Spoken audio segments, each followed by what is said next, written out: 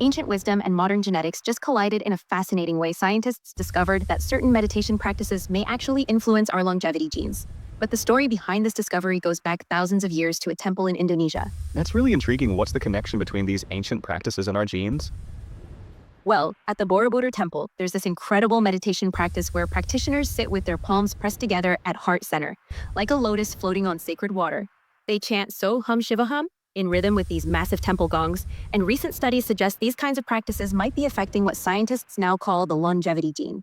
You mean the FOXO3 gene? The research on that has been remarkable. Exactly, researchers found that certain variants of FOXO3 appear more frequently in people who live longer, healthier lives. They show better resistance to age-related diseases like diabetes and heart problems. And here's where it gets fascinating. These variants seem to respond to lifestyle factors, including meditation practices. So these ancient practitioners might have stumbled onto something that modern science is just now validating through genetic research. Right? And what's really mind-blowing is how the specific elements of the Borobudur practice, the synchronized chanting, the gong frequencies, the mudras or hand positions, all seem to create this perfect storm of physiological effects. The temple architects actually designed the structure with specific acoustic properties to enhance these effects. That's remarkable because we now understand how sound frequencies can influence our nervous system and cellular function.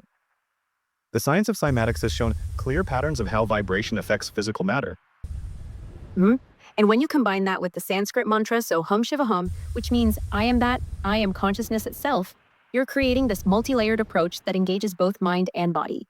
Studies show these kinds of practices can influence everything from immune function to cellular aging. How do you think these ancient practitioners developed such sophisticated techniques without any knowledge of molecular biology? I think they were incredibly careful observers.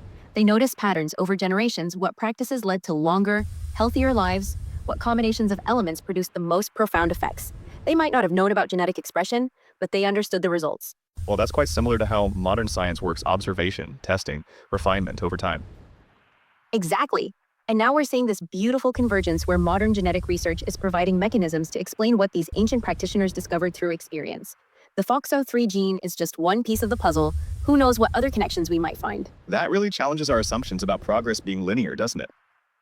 Oh, absolutely. It suggests that sometimes progress is about rediscovering and validating ancient wisdom through modern means.